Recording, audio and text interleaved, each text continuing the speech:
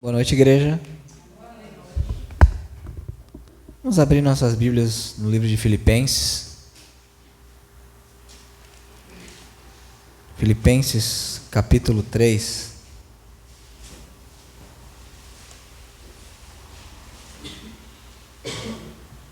Versículos 12 ao 21. Filipenses 3, 12 ao 21. Todos acharam? Acho que todos achem, para que nós iniciemos a leitura da palavra de Deus.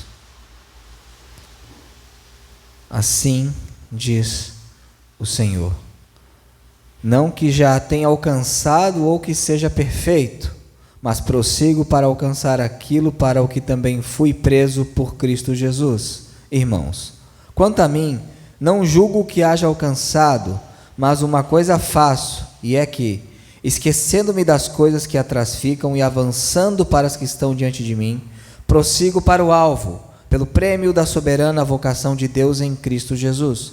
Por isso, todos quantos já somos perfeitos, sintamos isto mesmo, e, se sentis alguma coisa de outra maneira, também Deus vô-lo revelará. Mas, naquilo a que já chegamos, andemos segundo a mesma regra e sintamos o mesmo. Sede também meus imitadores, irmãos, e tende cuidado segundo o exemplo que tendes em nós, pelos que assim andam. Porque muitos há, dos quais muitas vezes vos disse, e agora também digo, chorando, que são inimigos da cruz de Cristo, cujo fim é a perdição, cujo Deus é o ventre, cuja glória é para a confusão deles, que só pensam nas coisas terrenas. Mas a nossa cidade está nos céus, de onde também esperamos o Salvador, o Senhor Jesus Cristo, que transformará o nosso corpo abatido para ser conforme o seu corpo glorioso, segundo o seu eficaz poder de sujeitar também a si todas as coisas. Oremos. Senhor Deus e Pai, nós te louvamos, Senhor, pela tua graça, pelo teu amor e pela tua misericórdia. Obrigado porque estamos aqui reunidos no dia do Senhor, o dia que sempre relembramos a tua ressurreição, para celebrar o teu nome, para cultuar a tua pessoa e para ouvir o Senhor falando a nós por meio de sua santa palavra.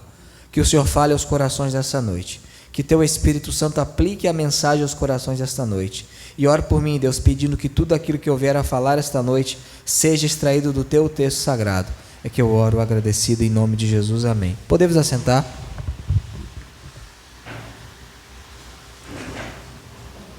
Continuamos a nossa série de mensagens em Filipenses e hoje vamos ver sobre maturidade cristã.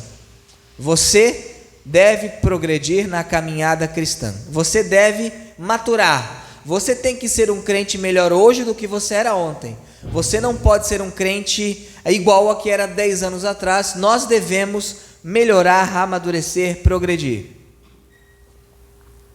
O Senhor aqui, Ele continua instruindo seu povo por meio do apóstolo, e depois de Ele falar da verdadeira e única forma de ser justificado, a justificação pela fé, no verso 9, que diz o seguinte: e seja achado nele, não tendo a minha justiça que vem da lei, mas a que vem pela fé em Cristo, a saber, a justiça que vem de Deus pela fé. Depois ele demonstrar como é que se inicia a vida cristã. A vida cristã se inicia por um ato de fé, por meio da fé, através da fé, e nós somos declarados justos por Deus. Deus imputa sobre nós a justiça de Cristo pela fé. Depois de ele dizer como se inicia a vida cristã, agora ele progride, e ele fala então que já tendo iniciado a vida cristã, já tendo sido feitos cristãos, regenerados, justificados por meio da fé em Cristo, pelos méritos de Cristo, agora nós devemos progredir na fé, devemos amadurecer na fé. E muitos crentes ficam apenas na conversão. Foram salvos? Sim, foram salvos. São cristãos genuínos? Sim, são cristãos genuínos, mas continuam bebês em Cristo. Não amadurecem, não crescem, continuam sendo aqueles crentes aos quais o Senhor os ganhou para Jesus. É interessante, se você pegar na nossa vida humana, a vida carnal, a vida temporal, você espera que quando alguém nasça, essa pessoa ela progrida, ela amadureça, ela cresça. Você não quer que uma pessoa de 30 anos tenha o mesmo pensamento de 15 anos. Mas é comum ouvirmos de muitos crentes o seguinte: eu sou o mesmo desde o dia em que eu aceitei a Cristo, desde que o dia que eu recebi o Senhor. Isso é uma anomalia, isso é pecado, isso é impedir o crescimento. Aqui Paulo está tratando disso, do crescimento da vida cristã, da maturidade cristã. Abram lá em 1 Coríntios, primeira epístola de Paulo aos Coríntios. Aqui São Paulo está descrevendo um estado de alguns crentes genuínos, são crentes, ele chama eles de irmão. 1 Coríntios 3,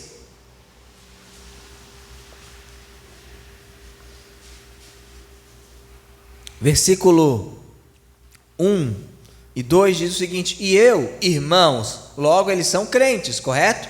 Porque ele está chamando de irmãos. Não vos pude falar como a espirituais, mas como a carnais, como meninos em Cristo. Com leite vos criei e não com carne, porque ainda não podieis, nem tampouco agora, ainda agora podeis. Aí ele fala que eles são carnais. E um adendo aqui: crente carnal, essa expressão horrível que foi criada nos anos 50, não é o cara que diz que aceitou Jesus e vive como demônio, adulterando, traindo, fazendo tudo que é errado. Não é isso. O cristão carnal é o cristão imaturo.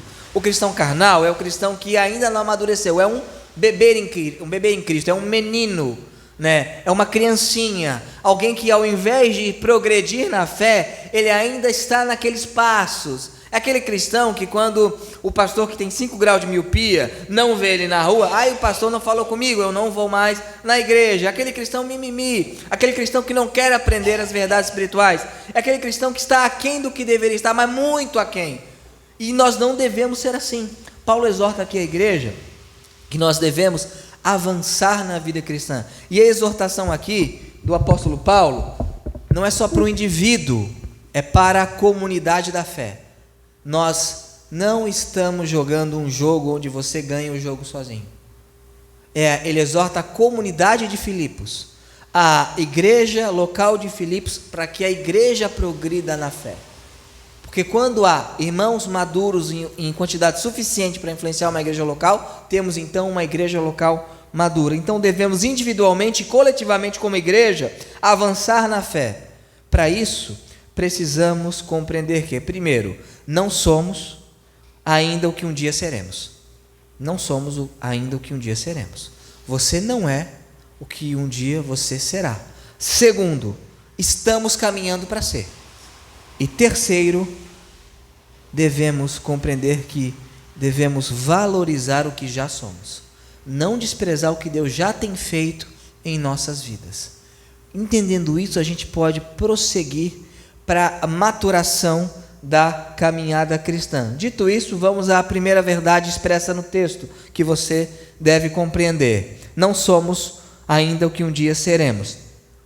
Por quê? Porque um dia seremos perfeitos, verso 12.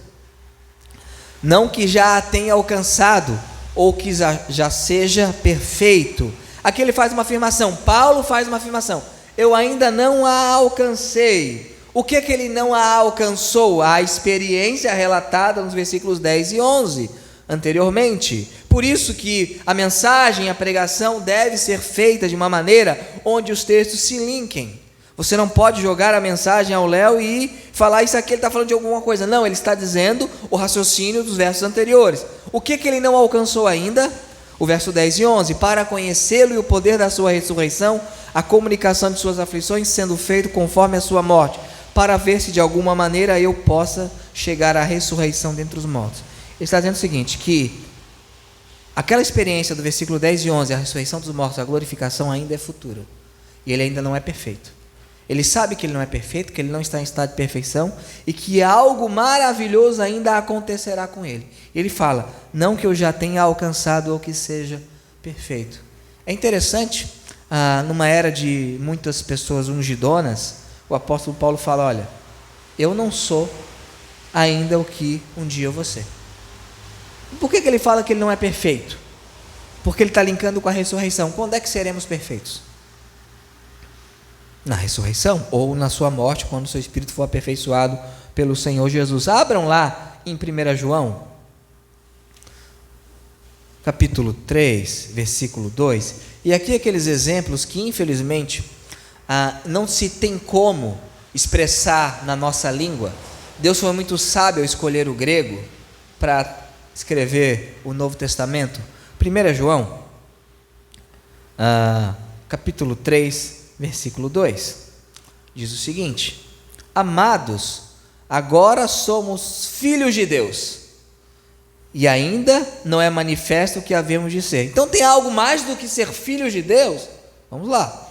Mas sabemos que quando Ele se manifestar, seremos semelhantes a Ele, porque assim como é, o veremos. Ele fala, agora somos filhos de Deus. A expressão usada filhos ali é teknatuteu, filhos de Deus. João, ao relatar sobre Jesus sendo filho, nunca, em local algum, João usa a expressão técnica para Jesus, ele só usa para a gente. Técnica seria basicamente um filho adotado, que não tem as mesmas características. Somos fomos adotados na família de Deus, e amém por isso. Então ele nunca usa para Jesus ruios tuteu, para a gente ruios tuteu. Quando ele fala de Cristo, ele nunca usa técnica, ele sempre usa ruios. Para a gente sempre técnica, o tempo todo. João, Paulo, os outros não fazem essa distinção, João faz. Só que João só usa uma vez ruios para a gente. Uma única vez ele vai usar, na Bíblia inteira vai usar ruios, uma única vez. Lá em Apocalipse, capítulo 21,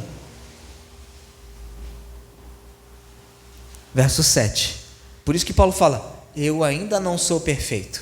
E João fala, agora somos filhos de Deus, mas ainda não se manifestou o que haveremos de ser. Apocalipse 21, verso 7. Mesmo autor, João. Quem vencer, herdará todas as coisas, e eu serei o seu Deus, e ele será meu ruios. Meu ruios. Por que João está dizendo aqui ruios? Porque então já se deu a glorificação, e já seremos semelhantes a Cristo Jesus. Já seremos iguais a Jesus. Então, o que Paulo está dizendo? Olha, um dia nós seremos semelhantes a Ele.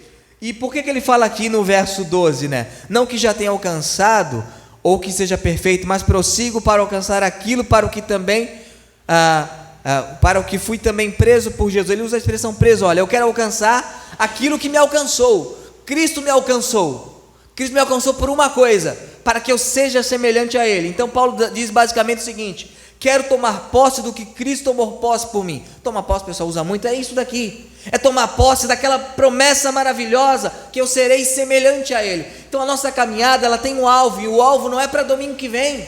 O alvo da nossa caminhada é ser semelhante a Ele, igualzinho a Ele. Então eu quero tomar posse do que Cristo tomou posse por mim. Ele me alcançou para me tornar perfeito, e eu quero alcançar essa perfeição. Ele me tomou, me prendeu, me alcançou para me livrar do meu pecado, e eu quero me livrar completamente do meu pecado, alcançando aquilo que Jesus alcançou para mim. A expressão alcançar aquilo e preso por Cristo, ali é a mesma expressão. Cristo me alcançou, e Paulo aqui ele fala literalmente isso, porque o que houve no caminho de Damasco? Cristo não o alcançou? Aí Paulo entendeu, naquele momento Cristo tem um plano maravilhoso na minha vida. Qual é o plano? Uma Mercedes melhor do que uma Mercedes. Qual é o plano? Glória aqui muito melhor. Que eu seja semelhante a Ele. É isso que Paulo está dizendo. O alvo de vocês, o meu alvo, está longe. A gente está caminhando, caminhando, caminhando. E um dia, todas as nossas fraquezas serão anuladas. Verso 21.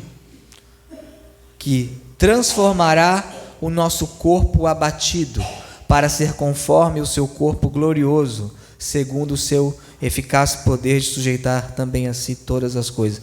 Ele usa uma expressão aqui, tapeinosses, corpo abatido, corpo humilhado. A ideia aqui é uma humilhação espiritual, uma condição humilde. Sabe por quê? O meu corpo, o seu corpo, a nossa natureza humana, ainda caída, embora regenerada, mas sendo humanos nesse mundo, o nosso corpo é dado ao fracasso, o nosso corpo é dado à corrupção, o nosso corpo é dado à morte. E ele fala que o Senhor transformará este corpo humilhado. Então nós não somos ainda o que um dia seremos.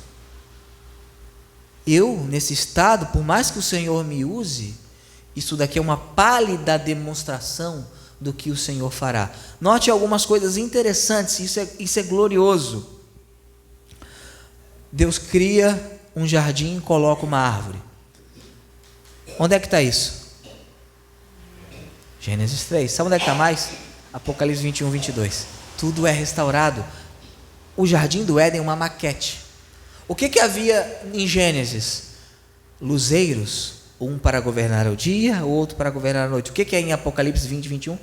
Não há sol, porque o Cordeiro é a luz deles. Tudo o que vemos aqui é uma maquete pálida do que o Senhor fará em nossas vidas. Algo maravilhoso, algo grandioso. E Paulo fala, olha, ele vai falar o Filipenses inteiro, olha, vivam em unidade, vivam em comunhão, vivam com a mente de Cristo, não levando em conta a reputação de vocês, mas não que eu já tenha alcançado, eu não alcancei. No tempo de ungidões, homens da prece poderosa, Paulo fala, eu não alcancei, mas eu prossigo.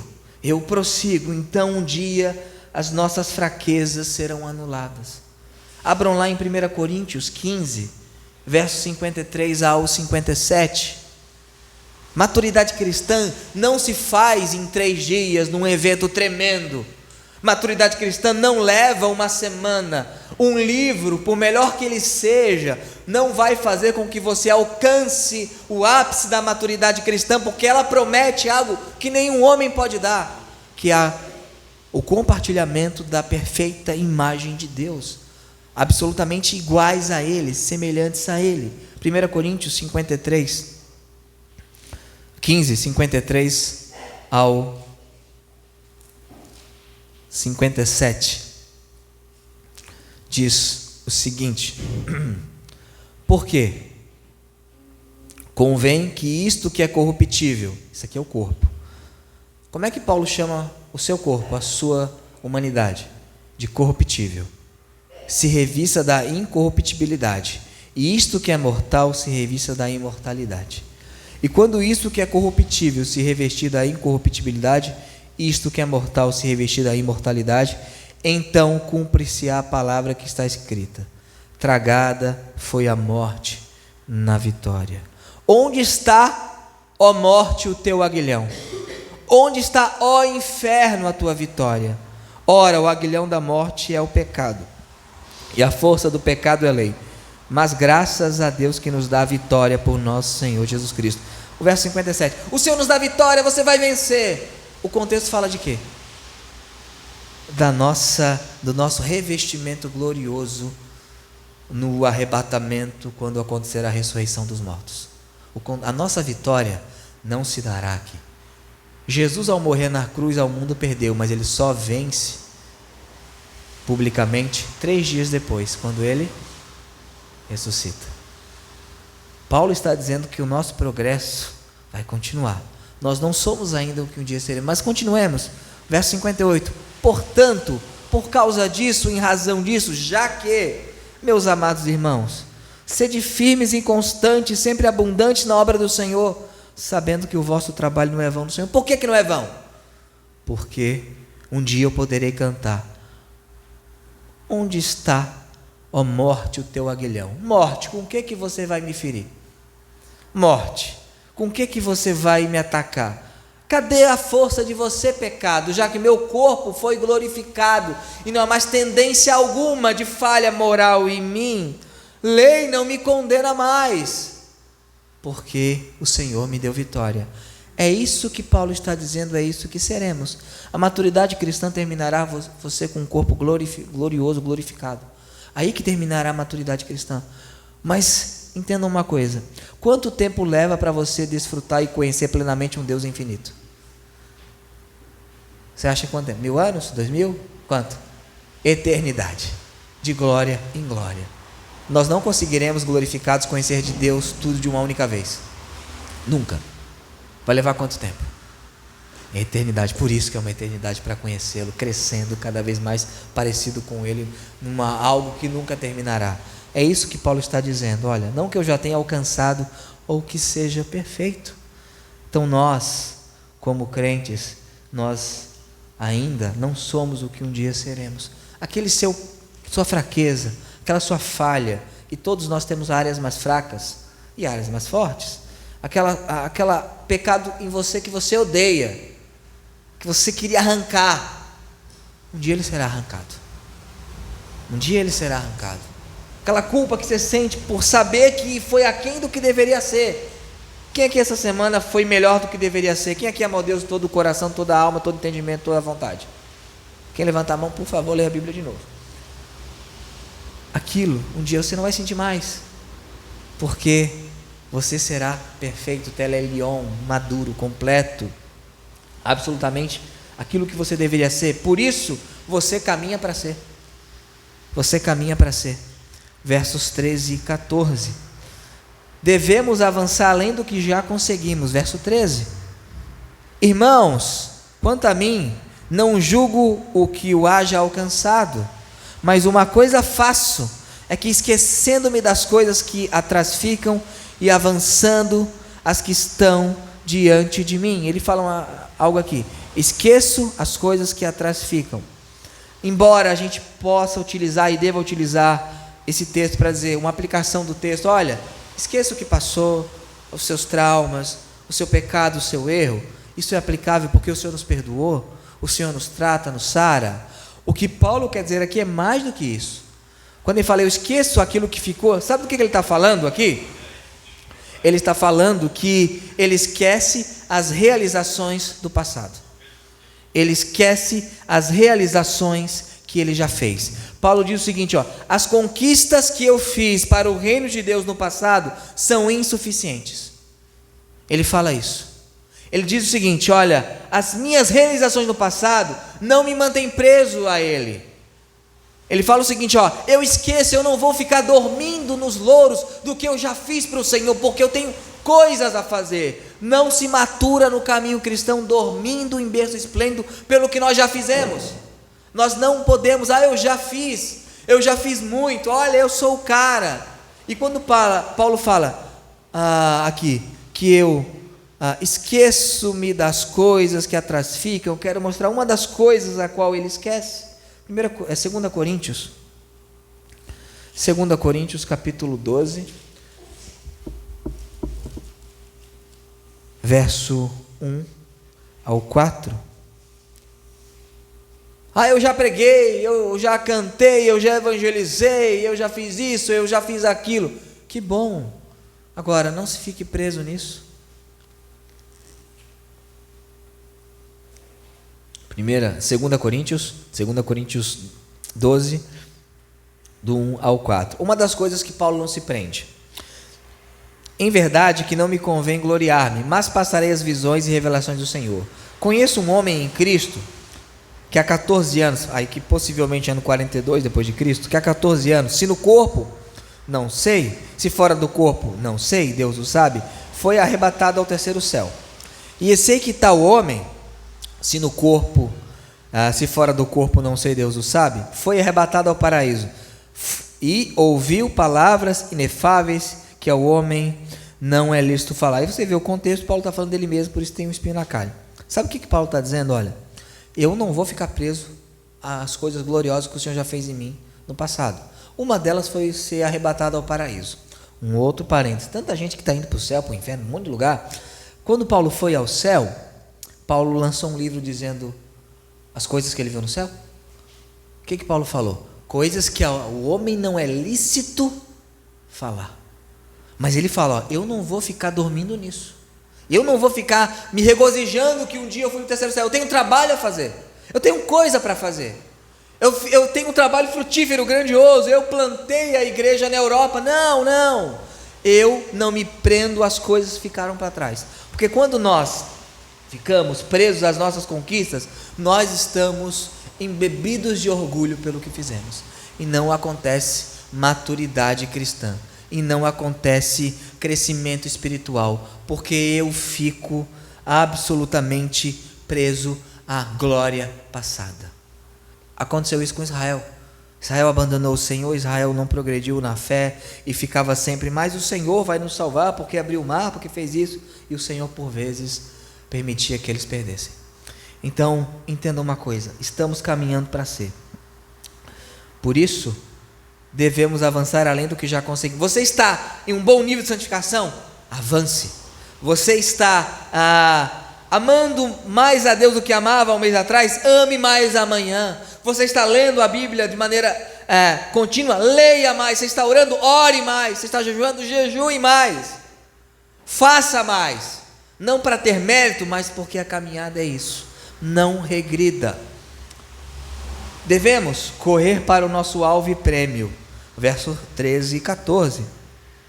Irmãos, quanto a mim, não julgo que o haja alcançado, mas uma coisa faço, e é que, esquecendo-me das coisas que atrás ficam e avançando para as que estão diante de mim, prossigo para o alvo pelo prêmio da soberana vocação de Deus em Cristo Jesus.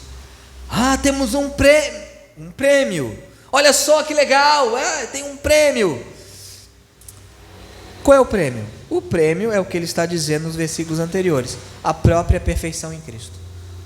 O que ele quer ganhar, Paulo, não é o maior ministério da história, embora possivelmente ele teve. O que Paulo quer ganhar, o prêmio que ele espera, é a perfeição em Cristo Jesus, ser semelhante a Jesus. Ele olhar para ele um dia e falar: eu estou igual ao meu mestre, eu me pareço realmente com o meu mestre. Esse é o prêmio, esse é o maior galardão que nós podemos ter. Embora a Bíblia fale a distribuição de galardão, e ela fala, embora ela não especifique o que é, e ela não especifica, ainda assim Paulo fala: olha, eu tenho um prêmio para ganhar, eu estou prosseguindo em prol de um prêmio, e o prêmio é ser semelhante ao Senhor Jesus. O verso 12 é esse prêmio, essa perfeição a qual ele está prosseguindo para alcançar. Abram lá em Mateus 5.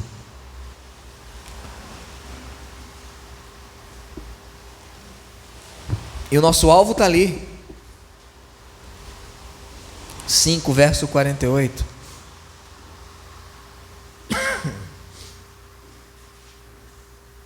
Embora aqui realmente refira-se à maturidade e a grau de maturidade, mas isso é o alvo de todo crente. O nosso alvo, ele é bem alto. É esse, verso 48. Sede, pois, perfeitos, como é perfeito o pastor de vocês. Graças a Deus, porque vocês seriam terríveis. Sede, pois, perfeitos, como é perfeito o vosso Pai que está nos céus. Sabe qual é o prêmio que eu espero do Senhor? É que um dia eu seja revestido de glória e me pareça com o meu mestre. É o prêmio que eu espero. É esse prêmio a qual Paulo está correndo, né? O Senhor quer uma vida transbordante nele para nós, para que prossigamos em conhecer e se relacionar com o nosso Deus. O alvo é a própria perfeição cristã.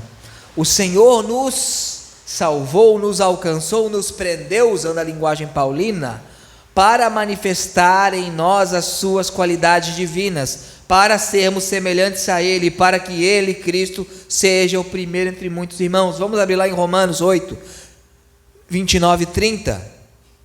É isso que nos aguarda, é isso que nós seremos, é isso que o Senhor nos promete.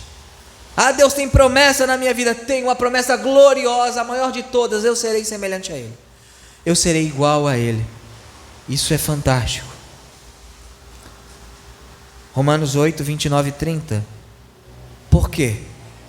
O que dantes conheceu também os predestinou, aqui tem um motivo, para serem conformes à imagem do seu Filho, a fim de que ele quem? Jesus, seja o primogênito entre muitos irmãos. Que coisa gloriosa. O nosso destino, o destino dos crentes, é ser conforme à imagem de Cristo, para que ele seja o primogênito entre muitos irmãos. E aos que predestinou, a estes também chamou, e aos que chamou, a estes também justificou, e os que justificou, a estes também, está no passado, presente ou futuro, glorificou. Passado, mas nós ainda não fomos glorificados, porque é tão certo que ele fará que já está no passado. É um modo de tempo no grego que é tão certo o evento que é escrito dessa maneira: evento certo. Como é que eu serei imagem de Cristo? Porque eu serei glorificado. Mas a glorificado não é que eu serei glória para mim, será glória para Ele. Dito isto, Afirmando isso,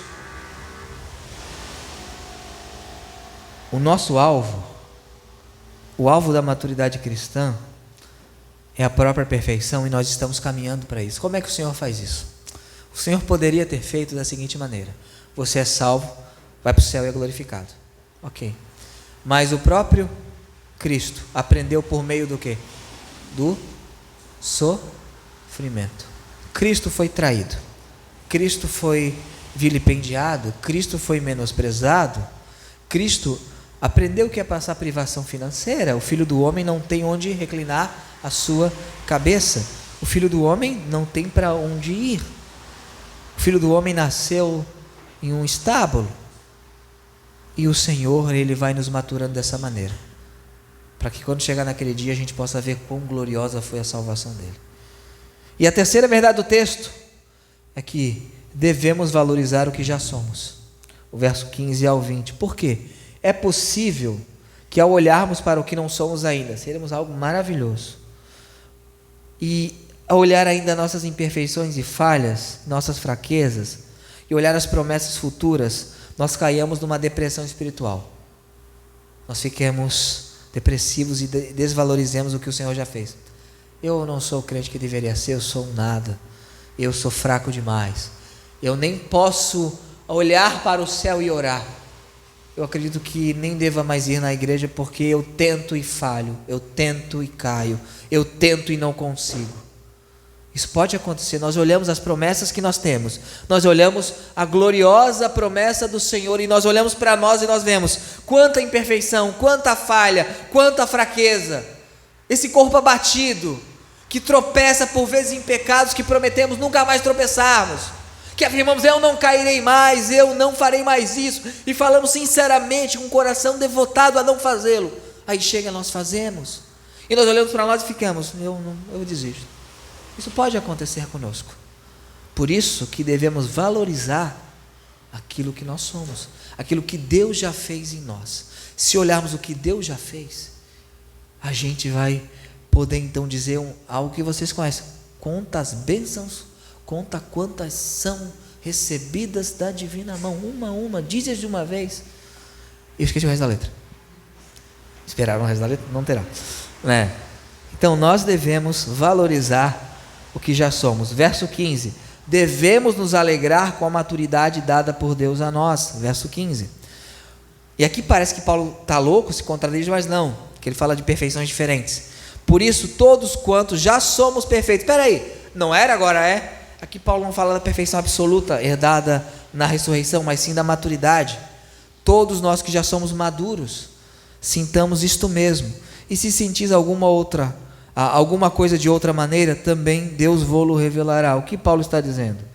Que nós devemos nos alegrar com o que Cristo já fez por meio do Espírito em nós. O Senhor já tem nos transformado, nós já temos sido maturados, o Senhor já tem nos transformado, nos moldado. Então sintamos isso, né? Cada experiência que nós tivemos com o Senhor é proveniente da graça de Deus. Então nós que já temos sido maturados, sintamos isso, não caiamos numa depressão espiritual. Obviamente há pontos que você deve melhorar, há pontos que você deve avançar, mas há pontos que você já avançou, há pontos que o Senhor tem trabalhado na sua vida. Se alegre em Deus nisso, porque devemos servir da melhor maneira ao Senhor com a luz que já temos. Ele fala no verso 15: sintamos isto mesmo, e se sentis alguma coisa de alguma outra maneira, também Deus vô-lo revelará. Mas naquilo que já chegamos, andemos segundo a mesma regra e sintamos o mesmo. Isto é, talvez você ainda não entenda como deveria entender a redenção, o plano maravilhoso da redenção, o pacto da redenção, o pacto da graça, o pacto da redenção, o pacto da obras, que eu já dei aqui, vocês sabem perfeitamente, já entendem, e eu não preciso repetir.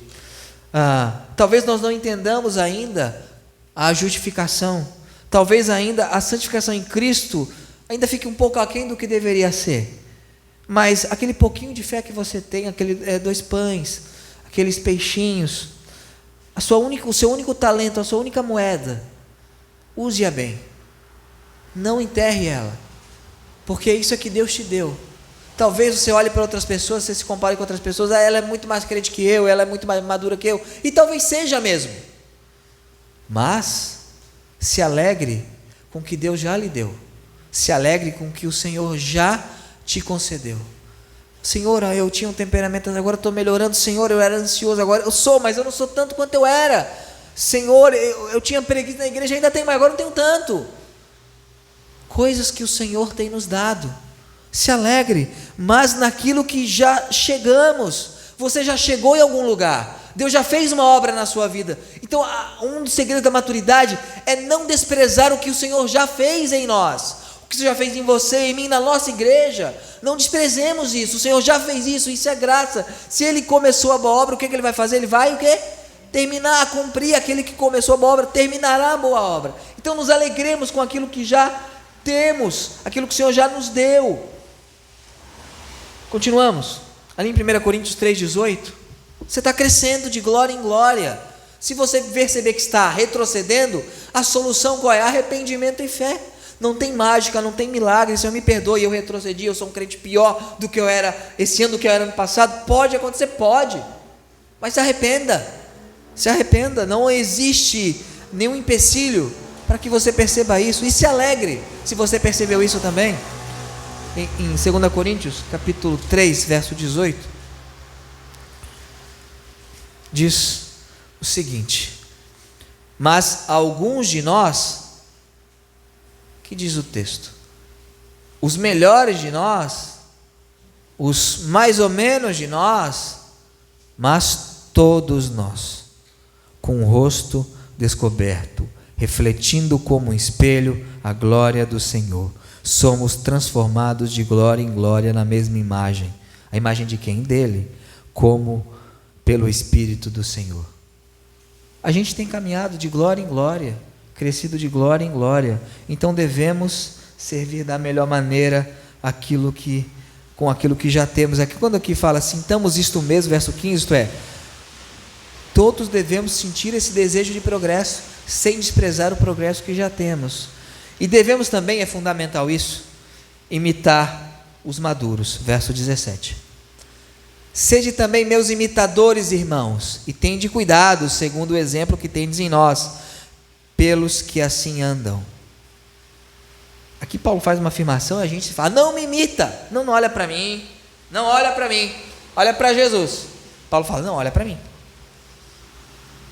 Não para a salvação, mas como é que eu vou saber quem é um crente?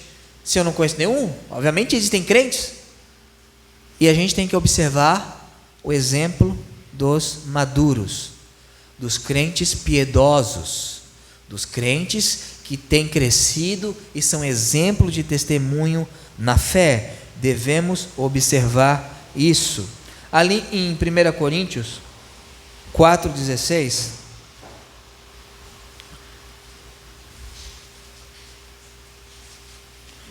Coríntios 4,16,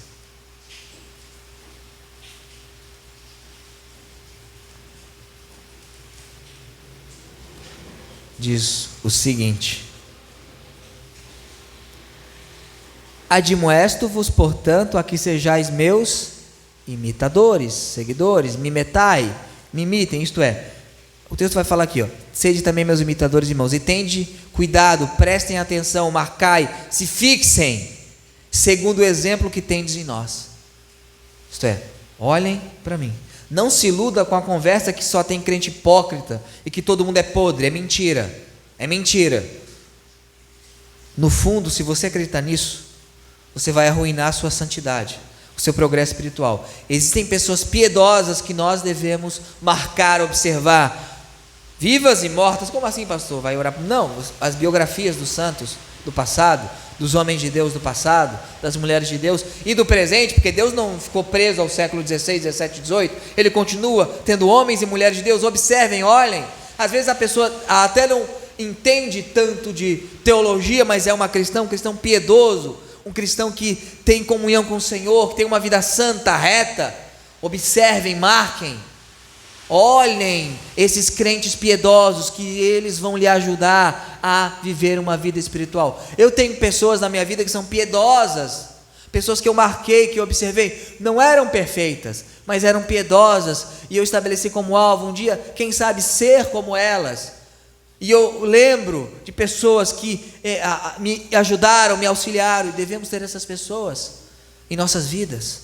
Não podemos caminhar sozinhos, devemos olhar e marcar, devemos imitar os maduros, os piedosos, e no caso de sermões, livros, pregações, os bíblicos, eles vão nos auxiliar. Continuamos. Devemos, aqui uma exortação de Paulo, nos afastar dos inimigos da cruz de Cristo. Você quer ser maduro na fé? Se afaste dos inimigos da cruz de Cristo. Eles vão lhe atrapalhar. Verso 18. Porque poucos há. Sabe que é interessante? Se você não consegue reconhecer um falso profeta no meio evangélico, das duas uma, ou você está sendo enganado por ele, ou você é um deles. É muito simples. Porque muitos há, dos quais muitas vezes vos disse, e agora também digo, chorando, que são inimigos da cruz de Cristo. Do nada, Paulo coloca isso nesse texto de maturidade cristã, porque não é do nada. Não tem maturidade cristã quando você está próximo, sendo alimentado, quando você não se afasta de inimigos da cruz de Cristo.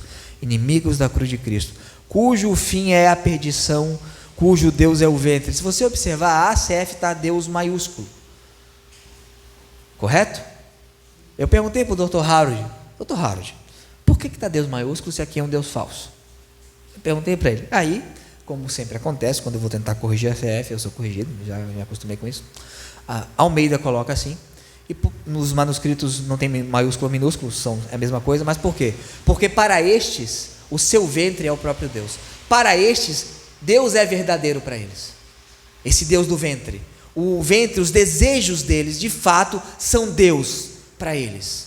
Por isso não é um contraste entre o Deus verdadeiro e o Deus falso, por isso coloca minúsculo. Aqui não, aqui é uma afirmação de Paulo, que estes têm o seu ventre como o Deus verdadeiro deles. Por isso que está maiúsculo. Aí o que eu fiz? Calei minha boca, beleza, então vamos prosseguir. Foi o que eu fiz, né? Cujo Deus é o ventre, e cuja glória, o orgulho é para a confusão deles. E qual é a grande marca deles? Que tem o Deus o ventre, que só pensam coisas terrenas. Eu estou caminhando para onde? Para a perfeição que será alcançada onde? Lá. Se eu pensar nas coisas daqui, como é que eu vou chegar lá? É o que Paulo está dizendo, se afastem deles, dos inimigos. E aqui nesse contexto eram os pseudo-crentes libertinos.